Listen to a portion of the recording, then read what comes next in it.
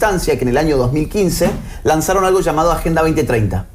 Esa Agenda 2030 son 17 objetivos divididos en 169 metas que nadie votó, prácticamente nadie conoce. Yo estoy seguro que el 99,99% del público que está escuchando esto no sabe de qué va la Agenda 2030, y es normal porque es que nunca nos hicieron saber, nunca nos consultaron si estábamos de acuerdo, nunca nos preguntaron qué nos parecía, y sin embargo a partir del año 2015 y hasta el año 2030 toda la humanidad está obligada a cumplimentar 169 metas de Naciones Unidas que fueron diseñadas por menos de 100 personas que se reunieron en el año 2014. Entonces, vuelvo al inicio, digamos, como para situar al público. ¿Es una conspiración? No, es público.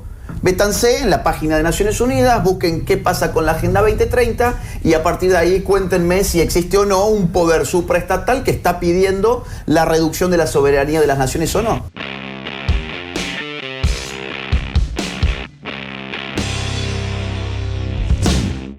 Agustín Laje tiene la gentileza de visitarnos esta mañana, viene a Ñandutí. Hola Agustín, ¿cómo estás? Buen día. ¿Qué tal? Muy buen día, gracias por la invitación. ¿Muchas veces en Paraguay?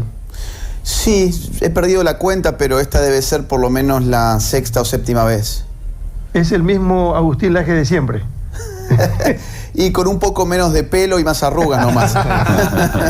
Hola Enrique Alderete, ¿cómo estás? ¿Cómo te va, querido Carlos, profesor, doctor? ¿Cómo andan? Y bien, ¿y vos por qué te fuiste ahí, Franchejo? ¿Y por qué me echaste? No, porque me echaste también. Sé que me dijo el doctor, decirle a Franchejo que se vaya ya voy a leer todo lo que él escribe.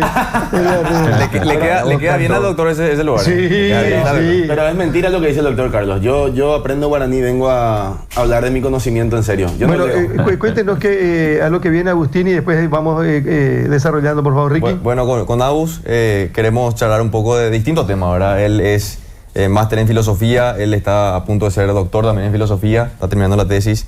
Politólogo, conferencista internacional. Es un placer, Agus, que esté con nosotros hoy, que repitas también el paso por Paraguay desde el año pasado. Y bueno, queríamos hablar en primer término si es que lo que se conoce como globalismo es real o es conspiración. Porque cuando uno habla del término globalismo y lo que implica el globalismo, ya te tratan de conspiranoico, ya te tratan de que estás alucinando. ¿Es real o es conspiración hablar de globalismo o de un estatus mundial o parámetros mundiales que se quieren establecer? Bueno, mira, yo empezaría de esta forma. Para la gente que quizás el término no le suena, porque es un término relativamente nuevo, es decir, hace pocos años que en política se está hablando de globalismo. Lo primero que diría es, globalismo no es lo mismo que globalización.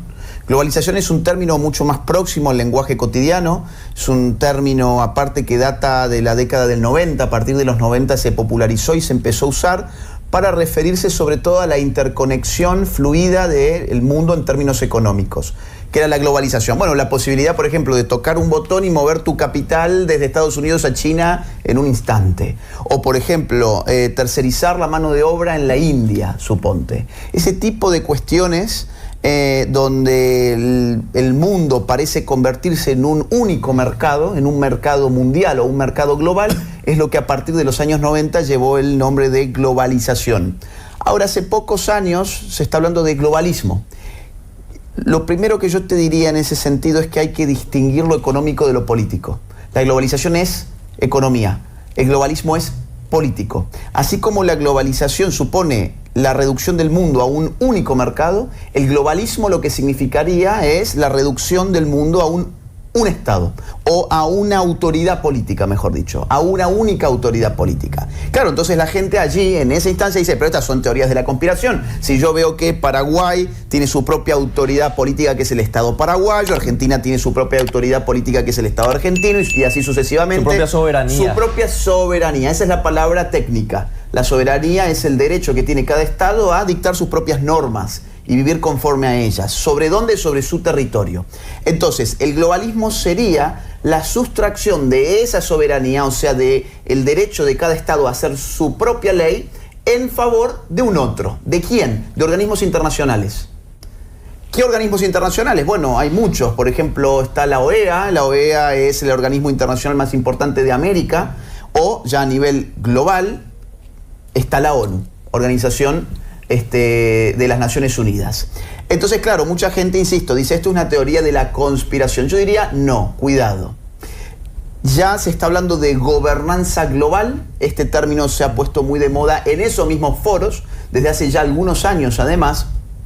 Y ellos mismos están diciendo, oigan, dados los problemas del siglo XXI, necesitamos que los estados nacionales pues empiecen a ceder un poquito de su poder hacia organismos que nos ocupamos de temas globales. Por ejemplo, cambio climático. Claro, el cambio climático pues no sería un asunto de una nación, sería un asunto del mundo. O, por ejemplo, guerras nucleares. Eso sería un asunto del mundo, ¿bien? O, por ejemplo, una pandemia. El propio nombre te lo dice, pan significa todo. Entonces, la pandemia nos involucraría a todos. Entonces, frente a este tipo de problemáticas, los organismos internacionales han tomado cada vez más relevancia, han pedido más poder y ese poder se les ha estado concediendo cada vez más y más hasta llegar a un año 2015, lanzaron algo llamado Agenda 2030.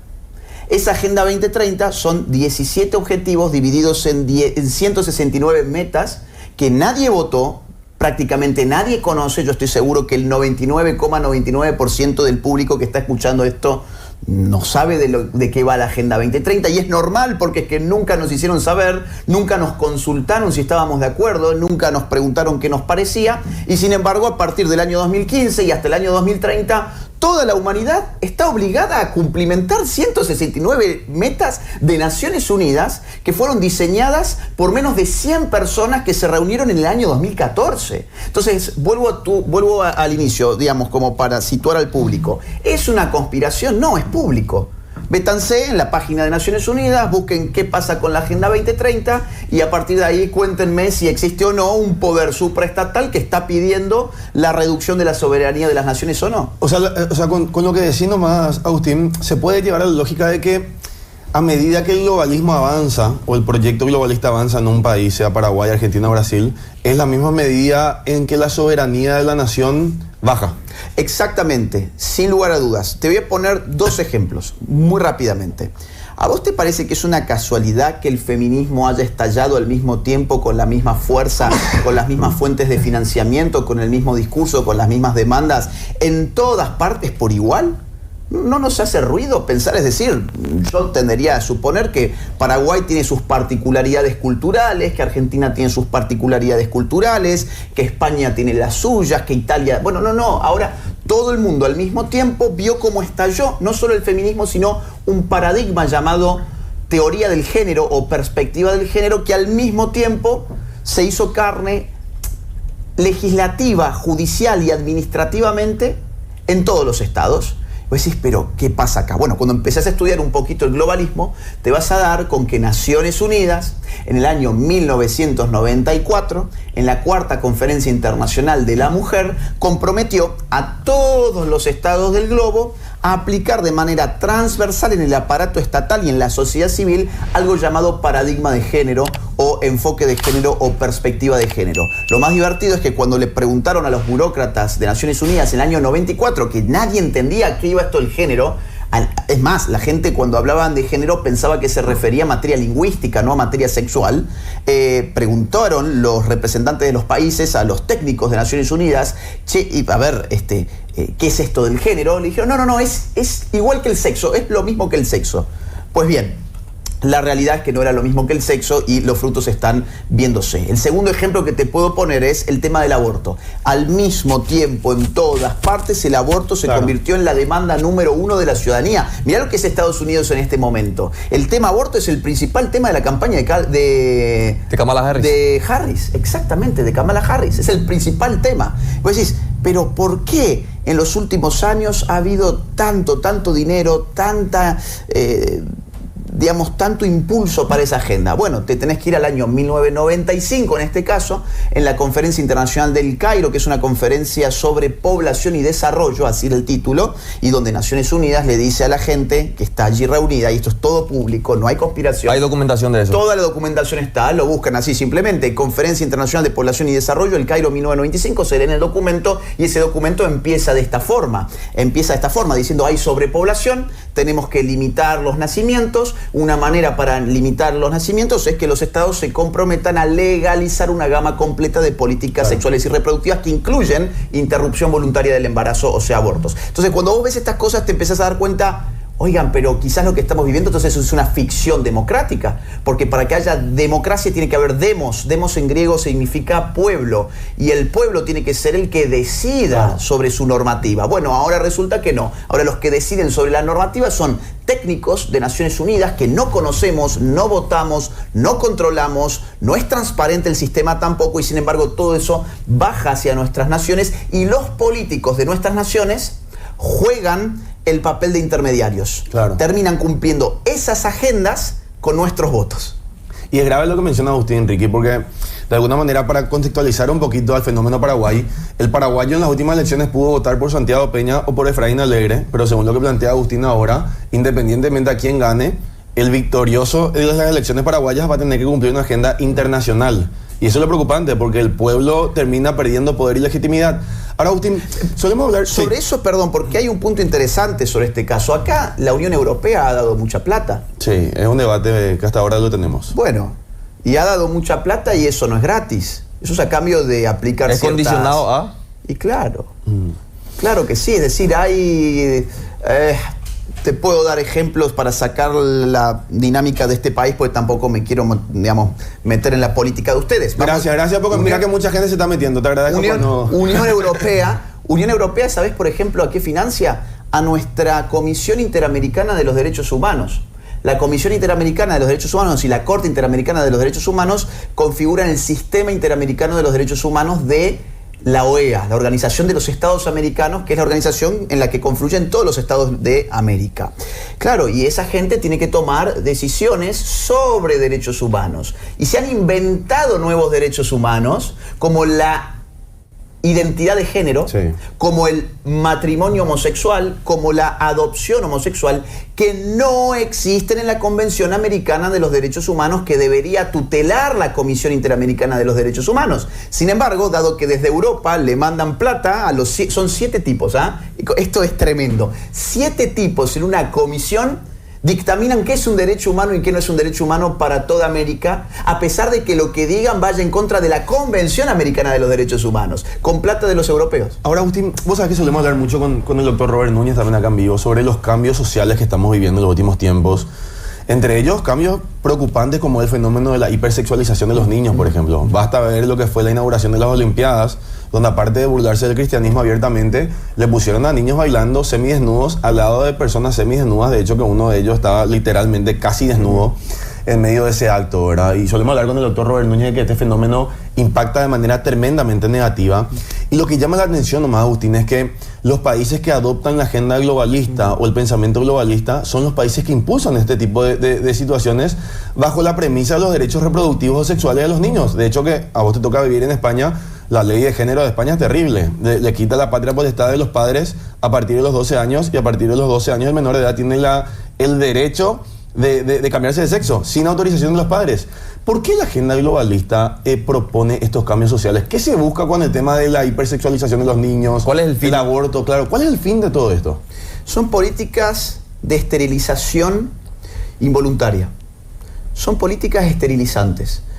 Vamos a los números. Estados Unidos tiene un buen sistema de estadísticas que nos permite más o menos confirmar el impacto de estas políticas. En el mes de marzo salió una nueva encuesta de Gallup, que es una encuestadora muy importante, muy reconocida, que hace un muy buen trabajo, donde se le preguntó a la gente, bueno, quién básicamente se consideraba o se autopercibía LGBT y quién no. Entonces se midió de esa manera la cantidad de LGBT que había en Estados Unidos, separándolo o categorizándolo por generaciones. Mira, esto pues es bien impactante. La generación mía, yo todavía soy millennial, y no, ustedes también lo son. Nuestra generación, los que forman parte del LGBT, están por debajo del 8%. Bien. Cuando te vas una generación atrás de la nuestra, están en un 5%. Y cuando te vas todavía una atrás, que es lo que allá llaman los baby boomers, Baby boomers. estás más o menos en un 3%. Ahora, cuando te vas a la generación más joven, la generación Z, la generación de los chicos que ahora son adolescentes, básicamente, estás en 22,9%. 22%. O sea, tenés, vamos a redondear, 23% de la nueva generación en los Estados Unidos, e importa el caso, porque es el país que irradia lo bueno y lo malo hacia nosotros. 23% del futuro de Estados Unidos está esterilizado. No se va a poder reproducir, porque vos me vas a decir, bueno, pero es que ¿qué te molesta que sea LGBT? No, a mí no me molesta en absoluto. Cuando lo ves a nivel individual no pasa nada. Ahora, míralo a nivel nacional y contame qué pasa. Con un 23% de personas que no se reproducen porque han tomado, digamos, una orientación sexual o una autoidentificación sexual que por definición no genera vida. Claro. Fíjate qué atroz que es esto. Nos han dicho que eso era diversidad, cuando precisamente porque es mismidad es que no genera vida. Lo único que genera vida, claro, lo único que genera vida es la diversidad. El hombre y la mujer son diversos uno con el otro. Hombre con hombre, muy bien, usted haga lo que quiera, es decir, mi asunto no es, pero no me diga que eso es diverso, eso es lo mismo. Eso es exactamente lo mismo y por ser lo mismo no hay vida. Claro. Y usted puede hacerlo, pero cuando un 23% de la nueva generación ha, digamos, adherido a ese camino, involuntariamente, porque esto es ingeniería social, pues entonces, ¿qué pasa con una sociedad que después tiene que reproducirse para mantenerse en el tiempo, que tiene que mantener ancianos, que tiene que mantener gente que no puede trabajar por el motivo que sea? ¿Qué pasa con esa gente? ¿Qué pasa con esa gente? Bueno, tenés una crisis de dimensiones impresionantes, no solo en Estados Unidos, mirá a Europa. Y te paso el segundo punto, el aborto va exactamente hacia lo mismo, porque vos tenés por un lado toda esta gente que crece, hay gente que no se va a reproducir, tenés después otra gente que se puede reproducir, pero que le han dicho que lo más conveniente para su vida es matar a sus propios hijos. Porque si viene un hijo y que no lo deseabas, pues entonces va a arruinar tu vida, va a arruinar tus estudios, va a arruinar tu futuro, y entonces lo que tenés que hacer es muy simple, es matarlo. Pero si vos haces de cuenta que no es un hijo, sino que es un parásito, pues entonces ahí no hay un asesinato, ahí hay una interrupción del embarazo.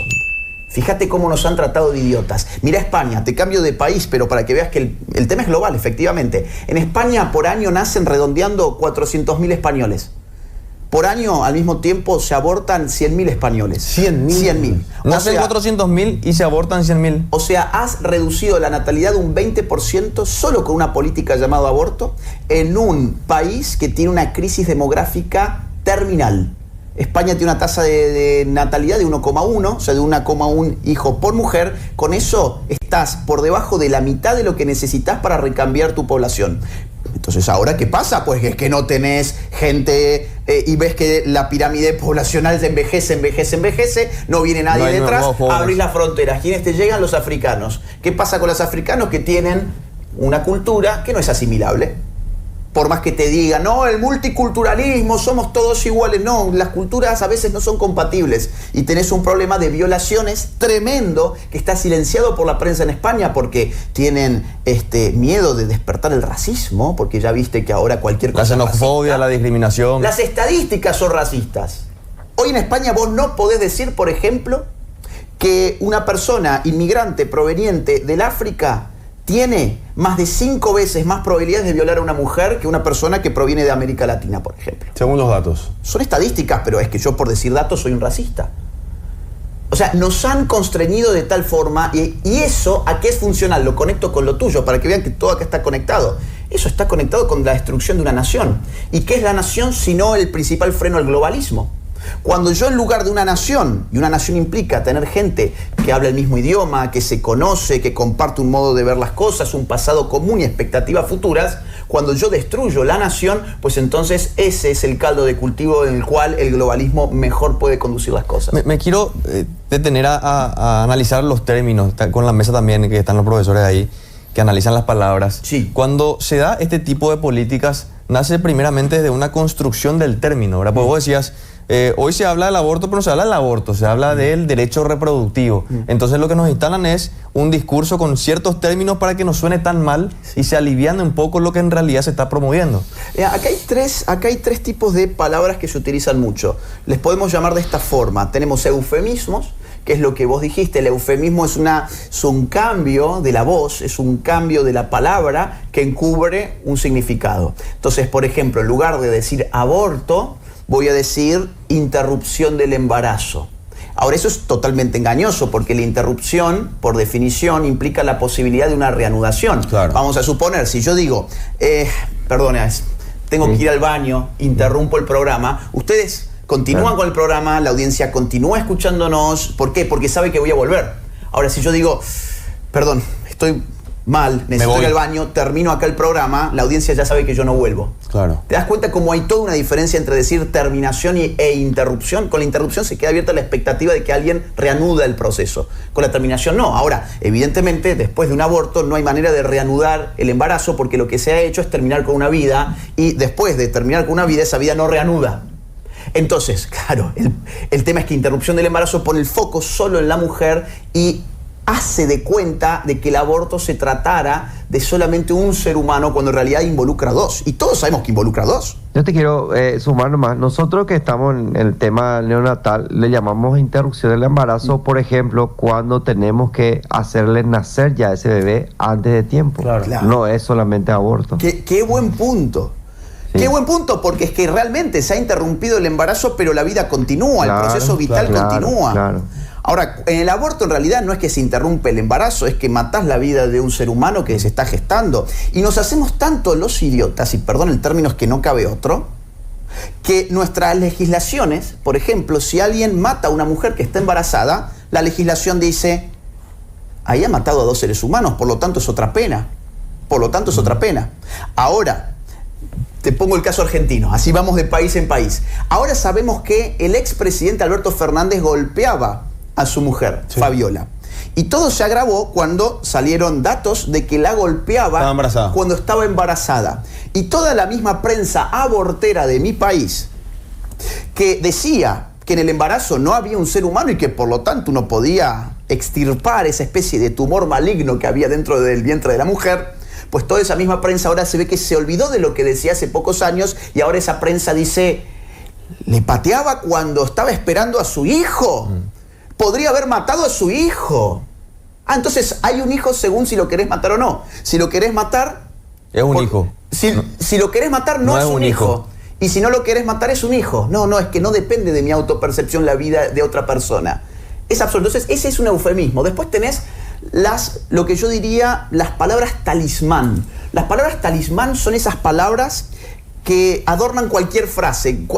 Vos podés decir una animalada, una burrada, pero siempre que vos uses esa frase ya está, todo se bendijo. Por ejemplo, inclusión, diversidad, sostenibilidad, por ejemplo, ¿no? Son palabritas que han inundado nuestro lenguaje de todos los días, que ciertamente, pues la realidad es que no significan demasiado. Diversidad, ¿qué es la diversidad? Es lo distinto.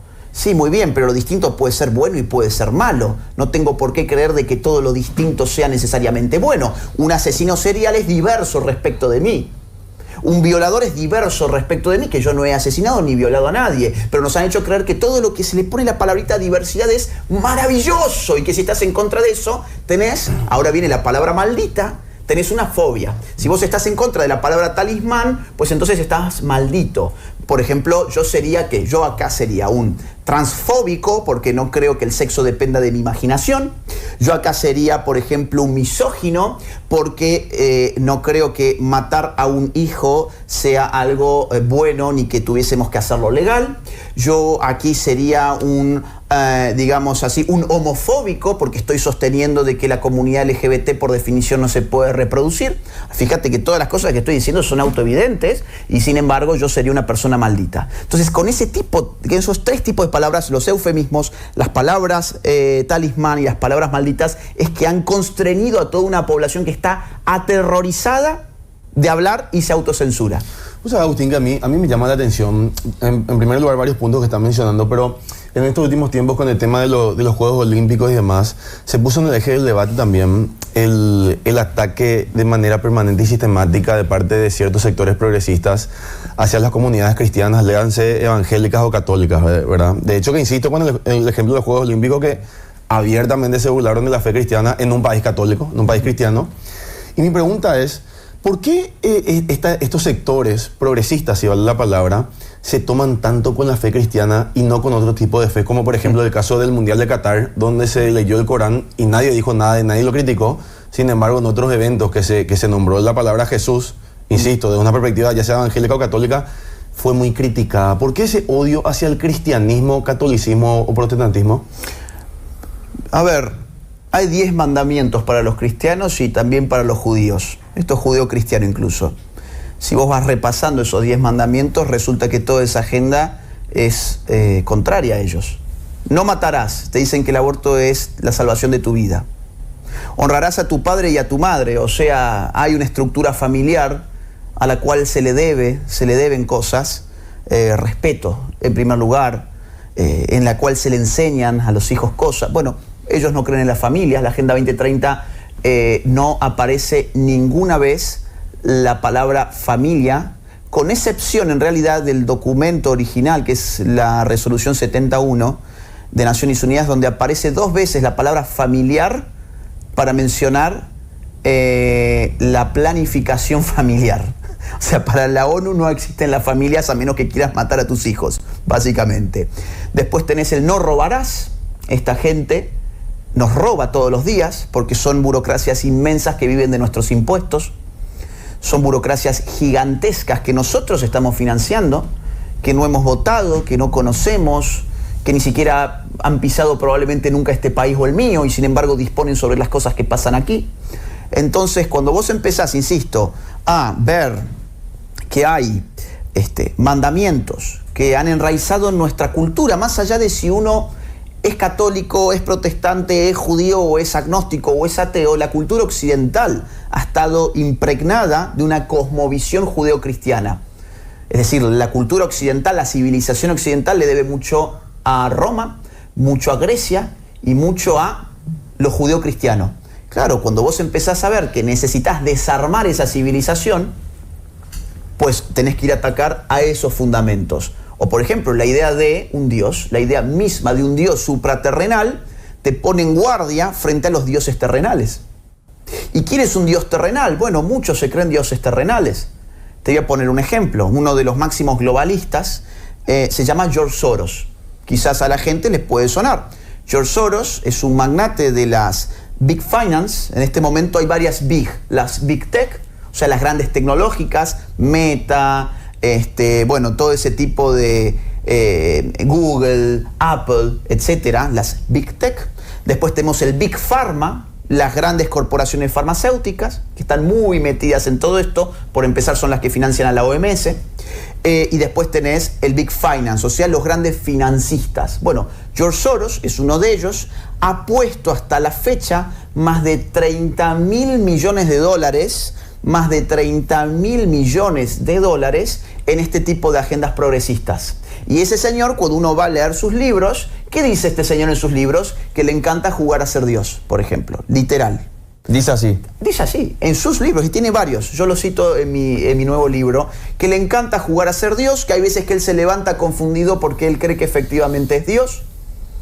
Claro, entonces cuando la civilización judeocristiana dice, no, oiga, es cierto que hay un Dios, pero no es de este mundo, es un Dios metafísico, vamos a decir, que para los cristianos mandó a su Hijo encarnado, pero más allá de ese punto teológico, Dios está por encima del hombre. Cuando viene un hombre que te dice que es Dios, un cristiano o un judeo, digamos, alguien que pertenece a la civilización judeocristiana, se pone en guardia, dice, este tipo es peligroso.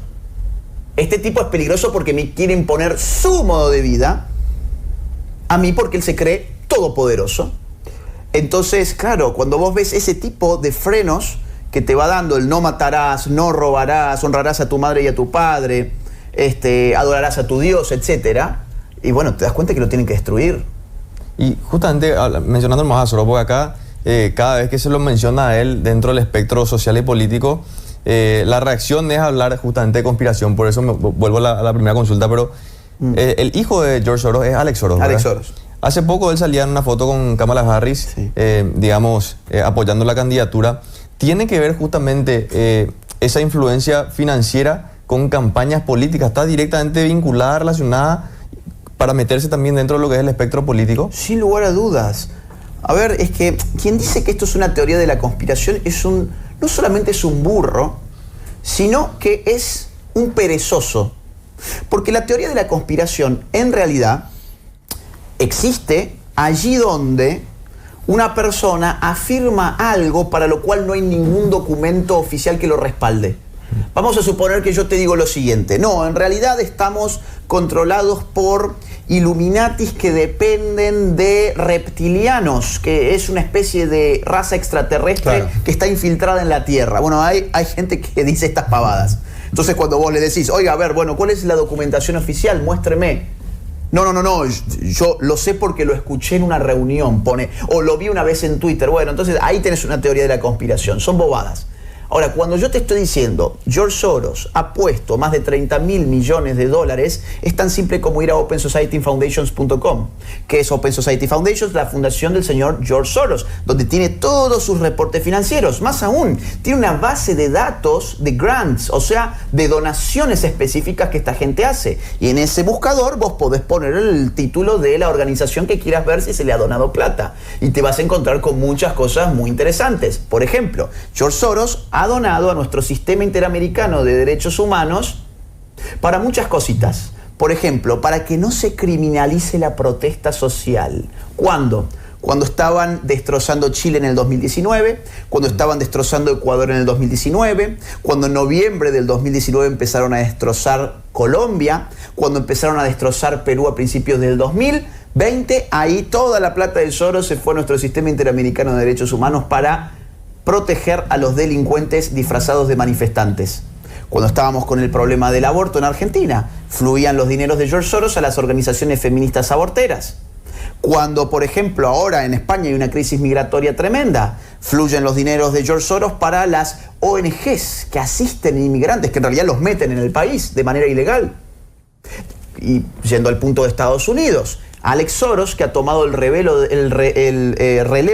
de su padre, George, ha dicho el primer día que se conoció la noticia, hace muy pocos meses, que su perfil era mucho más político que el de su padre y que por lo tanto iba a financiar activamente muchas más campañas políticas. Entonces, claro, Alex Soros está detrás de la campaña de Kamala Harris, inyectando mucho dinero, porque al final del día la política se controla con dinero y esta gente lo tiene en demasía. Por eso justamente ahora Kamala Harris, una de sus principales propuestas, incluso en campaña, es la del aborto. Doctor, ¿querías mencionar algo? Y hablando justamente lo más sensible de esta situación, los niños, ¿verdad?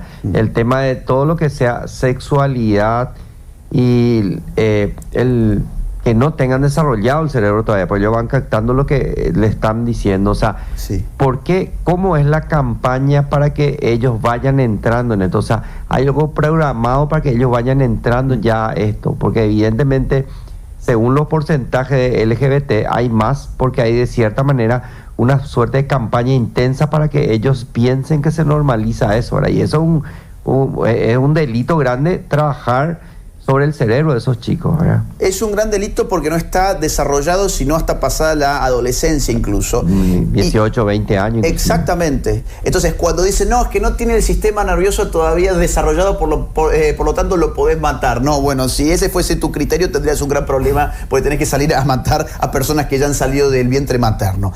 Vamos al punto que es muy interesante. Lo que se está haciendo con los niños es animalizarlos. Al animal le falta razón, el animal es puro instinto. El niño hoy está siendo educado, o mejor dicho, mal educado en los colegios con estas currículas para meterle en su cabeza la idea de que su razón no debe limitar su voluntad, que su voluntad debe estar informada por sus sentimientos. Todo lo que el niño sienta tiene derecho a llevarlo a la práctica, tiene derecho a cristalizarlo en una acción. Si el niño se siente una mujer porque está jugando a lo que fuere, pues entonces el niño tiene que creer que efectivamente es una mujer, porque eso le viene desde dentro. Te van a preguntar, ¿por qué siente eso? ¿Quién le induce a eso? Si no hay familia, ¿quién le induce? Bueno, muchas veces, a ver, acá hay varios puntos. Las redes sociales han generado un daño tremendo en los niños. En Estados Unidos ya se está investigando de qué manera, por ejemplo, TikTok tiene una vinculación con la multiplicación del transgenerismo que ha sido impresionante. En Estados Unidos en los últimos 10 años el transgenerismo en niños y adolescentes se multiplicó 4000%. ¿En Estados Unidos? En Estados Unidos. A ver, la gente... 4.000%. 4.000%. Y en Inglaterra cerca de 5.000%. Claro, la gente que cree que esto en realidad es porque, bueno, hay gente que nace así, mentira. Se nace hombre o mujer, por eso porcentualmente la relación hombre-mujer es estable en el tiempo. No podemos decir lo mismo del transgenerismo, donde tenés una curva exponencial, dado que lo están fabricando. Entonces, redes sociales, por un lado, han sido tremendamente nocivas. Le han desencajado al niño de su realidad. Le han hecho perder el principio de realidad, podría decir un freudiano. En segundo lugar, padres trastornados también han tenido un rol tremendo en todo este tipo de contagio social. Hay una serie de investigaciones muy interesantes que están citadas en un libro de Pablo Muñoz Iturrieta, donde muestran que hay un enorme porcentaje de madres de niños trans que tienen más de 3 patologías psiquiátricas. Habitualmente el pobre niño ha sido confundido por su mamá, en menor grado por su papá, pero también existe y es importante el caso, donde, claro, querían tener, suponte, una nena y tuvieron un niño. Y dado que el clima social le está insistiendo a las personas de que la sexualidad es mutable, que así como yo hoy me puse una camisa celeste, mañana puedo ponerme una blanca o una negra, bueno, lo mismo están diciendo con el sexo, pues hoy sos hombre, pero mañana puedes ser mujer, y si no te gustó, pasado mañana podés ser no binario, o podés ser heteroflexible o lo que fuere. Entonces, ese clima está destruyendo la cabeza de gente, sobre todo chica, pero también adulta, y cuando le toca al adulto, el adulto se lo contagia al niño, la madre se lo contagia al niño. Entonces, esos son los mecanismos que se están usando. Y quiero agregar un tema sobre los niños que no se conoce, y esto es una bomba. Esto es una cosa lamentable. Estamos saliendo por redes sociales, a ver si me tengo que autocensurar un poco. Estamos saliendo. Estamos saliendo. Voy a usar eufemismos porque no quiero que tengamos problemas con las redes sociales, y hay palabras que en redes sociales no se pueden usar. Esa acción tan inhumana, tan horripilante, que involucra a un adulto con un niño, que tiene una palabra que empieza con P y que termina con filia, ¿bien? Ese despropósito, esa lacra, ese horror, hoy se le está abriendo las puertas desde Naciones Unidas. Hay un proyecto de tratado internacional que se conoció hace apenas 4 o 5 días, que es un proyecto de tratado para combatir la ciberinseguridad. Claro, Naciones Unidas hacen proyectos internacionales y después los estados adhieren. Cuando uno va a ver el tema de la pornografía de estas características que acabo de mencionar, no puedo decir la palabra que empieza con P, vamos a decir PDF. ¿Vieron como el fichero? Sí. PDF, vamos a decir PDF. Ese tipo de videos, bueno, ¿qué dice hoy Naciones Unidas? Dice que los estados pueden hacer leyes en la cual no contemplen ningún tipo de penalización para aquellos que puedan mostrar que los videos PDF que poseen han obtenido el consentimiento del niño involucrado. Con lo cual, un adulto que tiene este tipo de material y dice, no, pero mire, señor juez, el niño en realidad consintió filmar esto y además es de uso privado.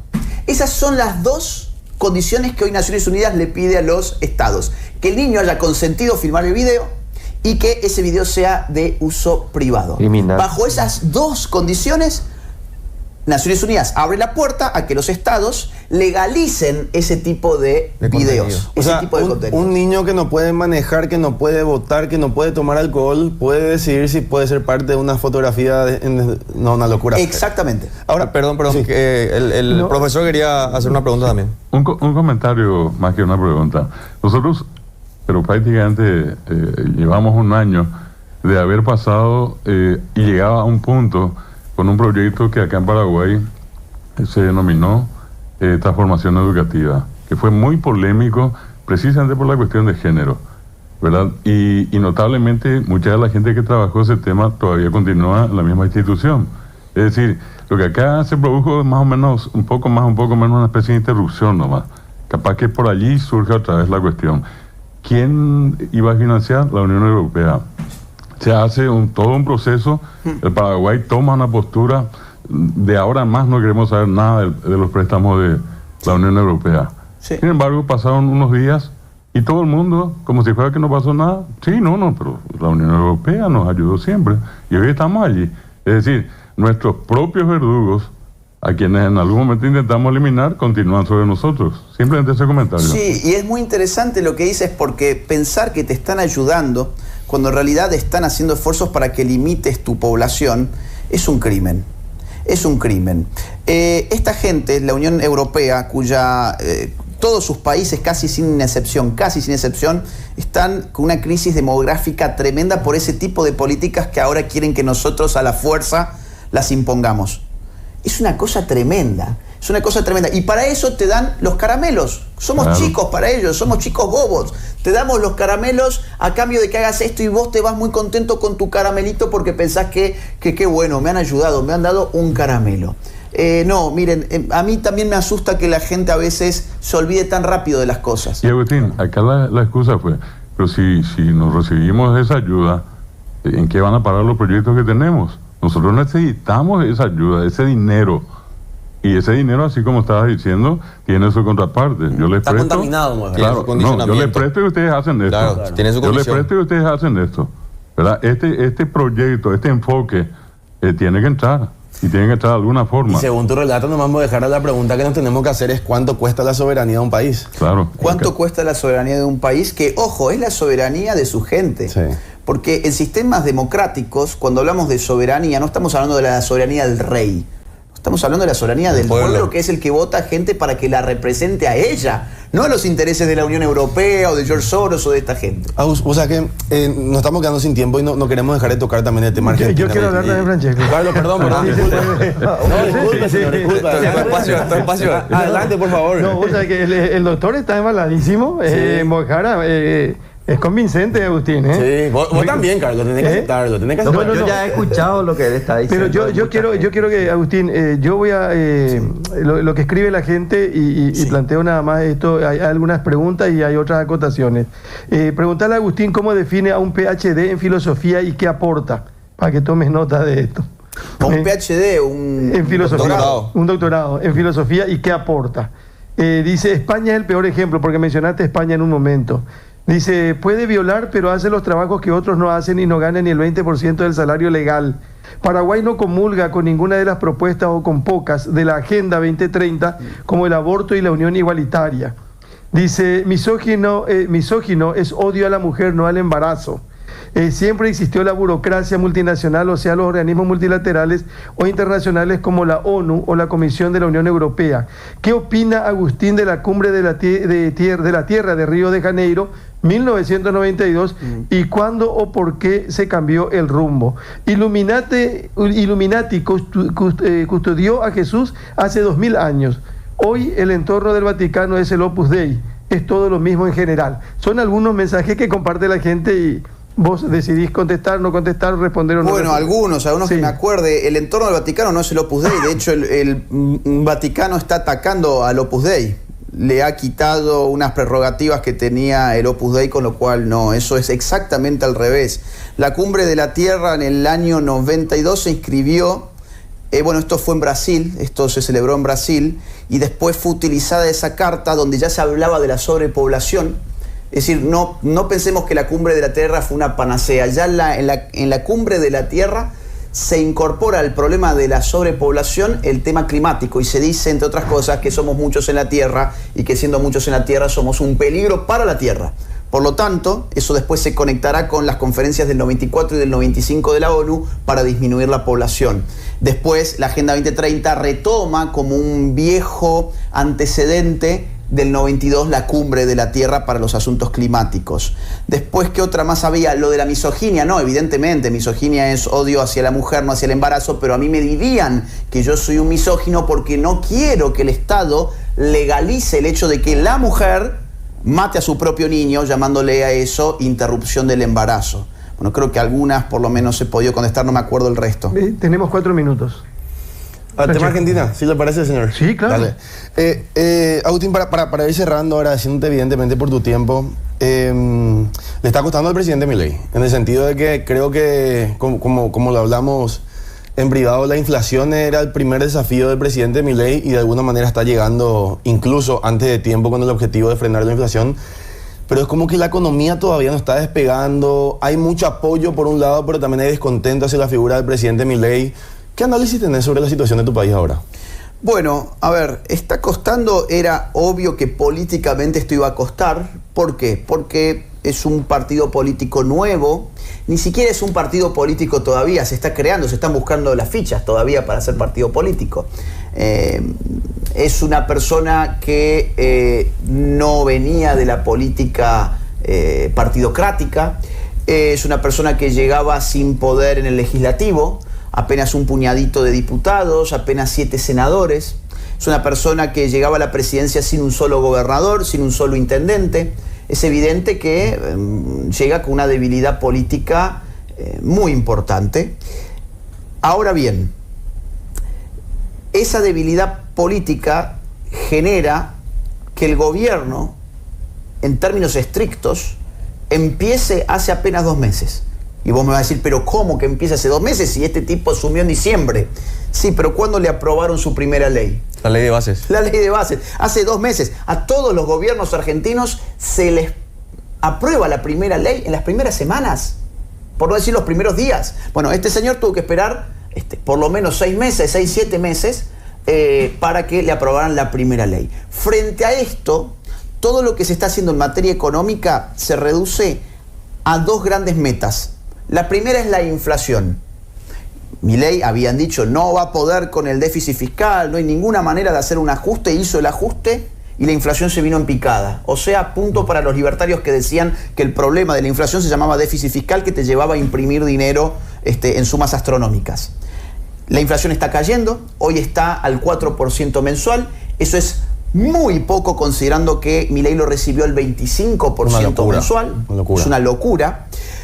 Entonces la gente ha tomado nota de eso y lo está manteniendo la opinión pública en 50% de aprobación, que es muchísimo. Lo está manteniendo esperando la otra parte del asunto. La otra parte del asunto es la recuperación económica. Tenés por un lado la inflación, eso ya está bastante logrado, y la otra parte se llama recuperación económica, el rebote, el famoso rebote. ¿Cuándo rebota la economía? Bueno, están empezando a ponerse algunos indicadores en verde. Algunos indicadores empiezan a mostrar una mejoría, pero todavía en la calle la gente espera más. Claro, frente a esta debilidad política que tiene Milei, eso tiene coletazos económicos. ¿Por qué? Porque si vos vas a invertir, vos sos un inversor, querés invertir en Argentina y ves que al presidente le demoran 6 meses en sacar una ley, ves que en la calle lo quieren voltear, ves que sus opositores están todo el tiempo especulando con la posibilidad de un juicio político, y bueno, en realidad vas a esperar para invertir porque no estás seguro de poner tu capital en un lugar donde puede volver el kirchnerismo en cualquier momento. Eso es lo que pensaría cualquier inversor internacional. Ahora, ¿a qué se está esperando entonces en el gobierno de Milei? Se está esperando el año que viene, elecciones legislativas, mes de octubre. Si esas elecciones fueran hoy, Milei arrasa. Y vos decís, ¿pero cómo? Si viene lenta la economía, arrasa porque la gente ha comprendido el mensaje. La gente ha entendido por dónde está pasando la realidad económica del país. Entonces, si esto se mantiene más o menos así, además se espera que mejore, se espera que siga bajando la inflación, se espera el mes que viene dar un número por debajo del 4%, algunos hablan incluso del 2%, y si encima la actividad económica repunta, en octubre vas a tener un Milei que está volando en las urnas. Y si Milei vuela en las urnas el año que viene, vas a tener una recomposición muy favorable al gobierno en el poder legislativo.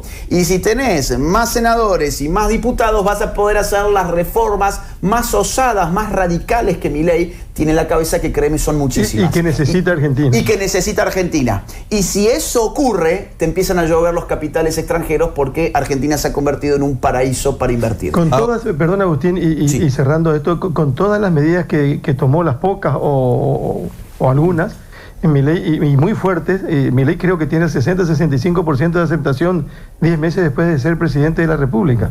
Mirá, lo interesante con el caso según quien lo mide, pero en todos los casos es que Milei no ha caído.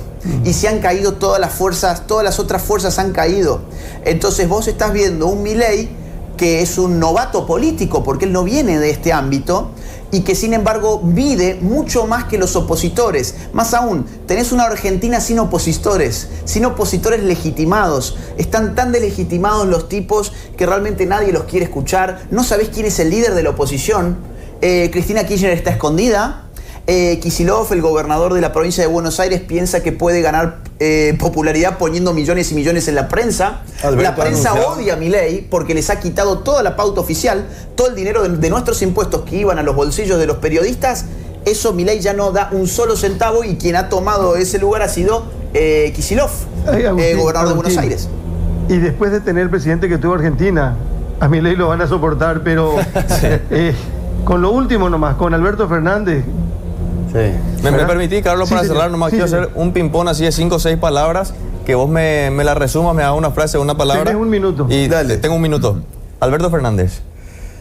El peor presidente de la historia argentina, de las últimas décadas. ONU. Despotismo. OEA. Farsa. Cristina Kirchner. Delincuente. Javier Milei. Esperanza. Argentina.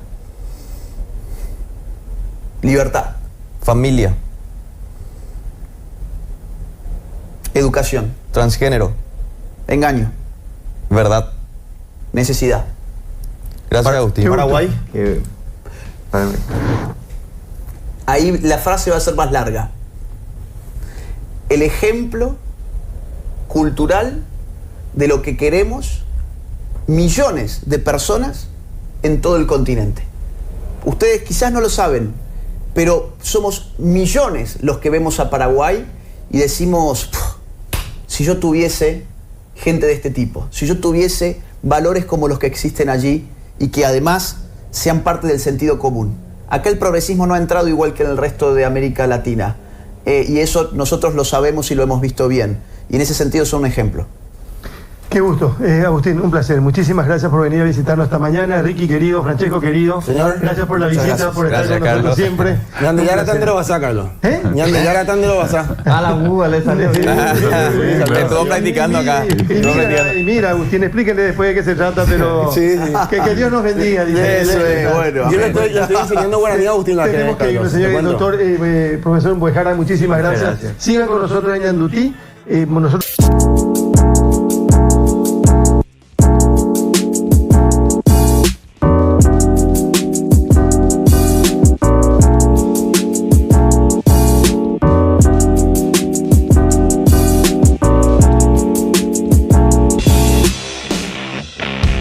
Quiero que cierres este video sin antes contarte que mi más reciente libro, titulado Generación Idiota, ya se encuentra disponible en las más importantes librerías de toda América y de España también. Además, podés encontrarlo a través de Amazon en el link que te dejo en la descripción de este video.